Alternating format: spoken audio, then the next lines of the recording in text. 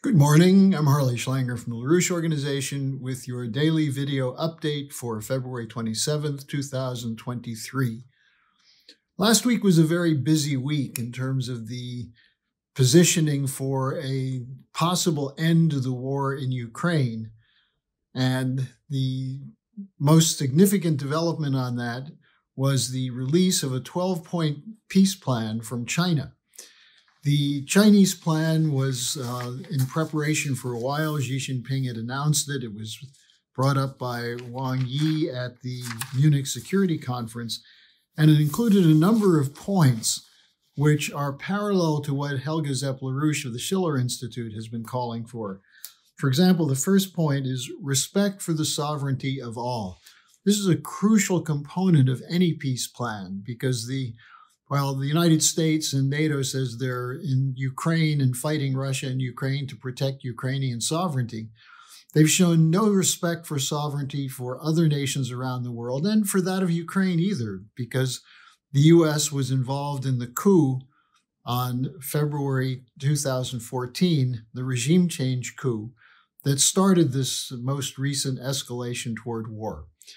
So the Chinese are reasserting the idea of sovereignty. And the second point is to abandon the Cold War mentality, which is essentially a geopolitical concept, the Cold War, dividing the world up.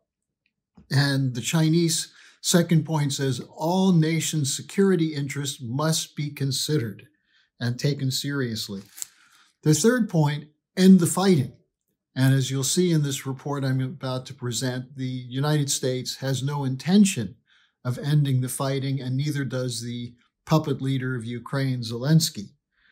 Then I think the two of the final points are significant to look at. One is stop unilateral sanctions. That was the 10th point.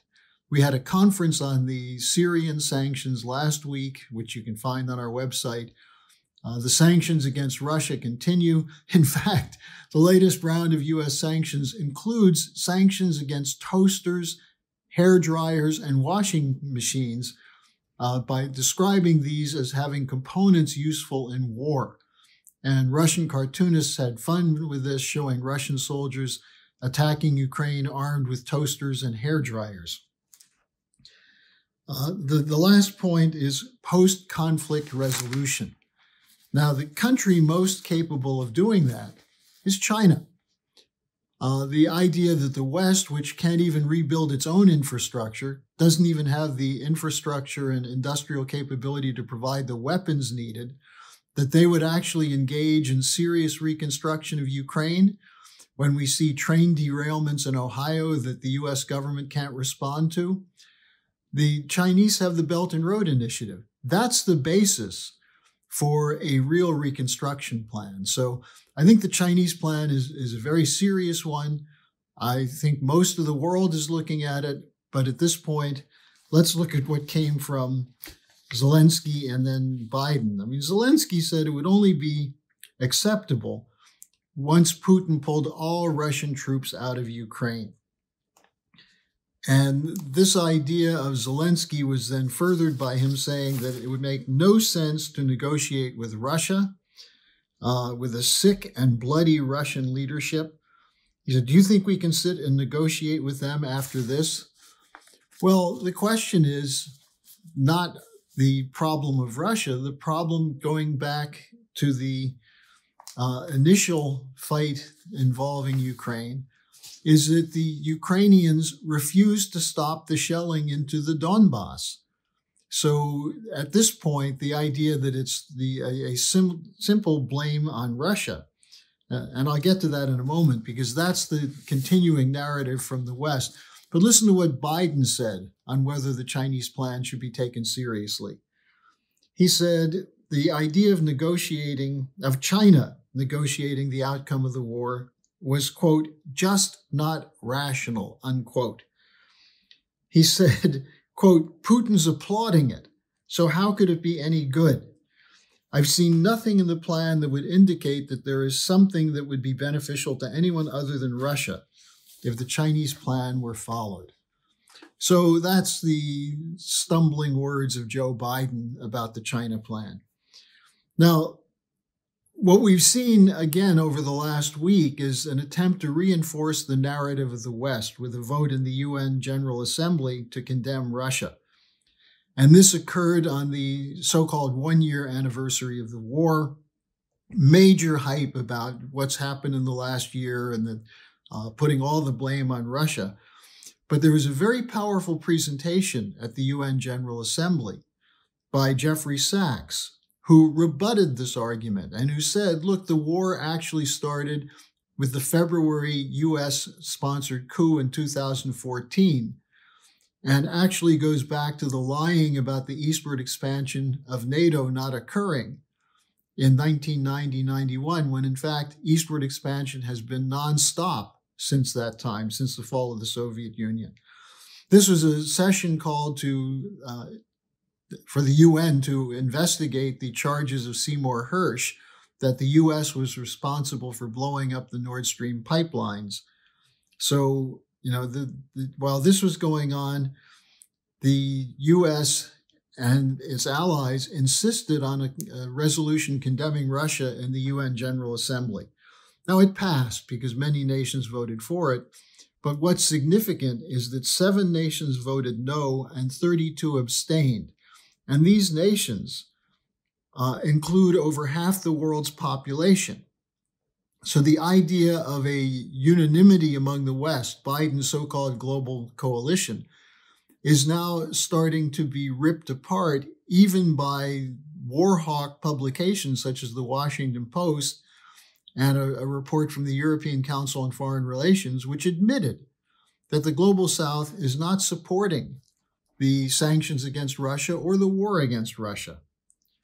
Now, at the same time this rebellion is coming from the Global South, we're seeing growing demonstrations against the war in the West.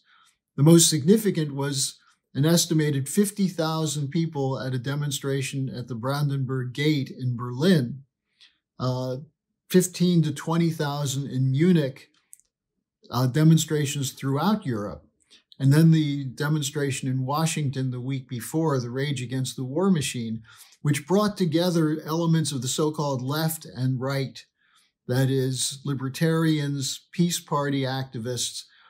And in the meantime, the so-called left, which is being self-exposed as a war party by attacking these peace demonstrations.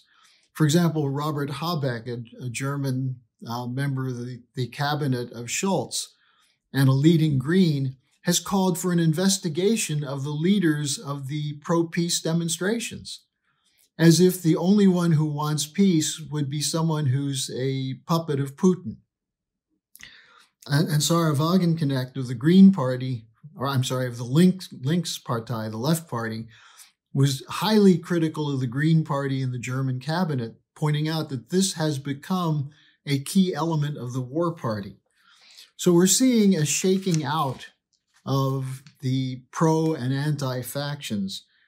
Now, the G20 meeting in India, for the second time, rejected a proposed resolution to hold Russia accountable and blame Russia for the war in Ukraine.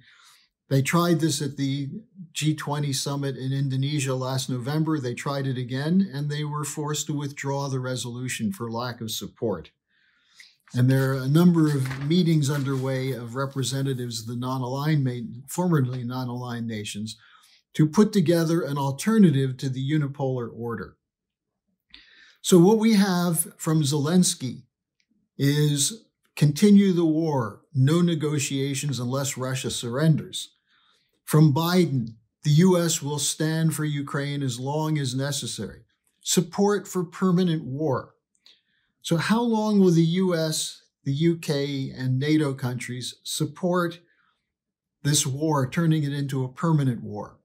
Will there be opposition emerging among Republicans, among Democrats in the United States, or will they cling to the idea that negotiations are appeasement, a retreat, and unacceptable up to the point that we could end up in a nuclear war?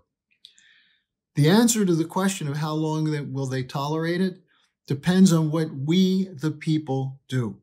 There are going to be more demonstrations, more opportunity to express yourself, to join in with those who wish to see this war ended and begin the process of real reconstruction, which means breaking with the control of the corporate cartels that have a stranglehold on the policy of the governments in the Western world. So it depends on what we do. And we have two different plans now, which have the same basic idea. The Chinese peace plan and the peace plan of Helga Zepp-LaRouche, based on fundamental principles, which I'll append in the description section of today's update. So thanks for joining us today. Study these ideas, circulate them, and get people on board with the not just an anti-war, but a plan for durable peace into the future.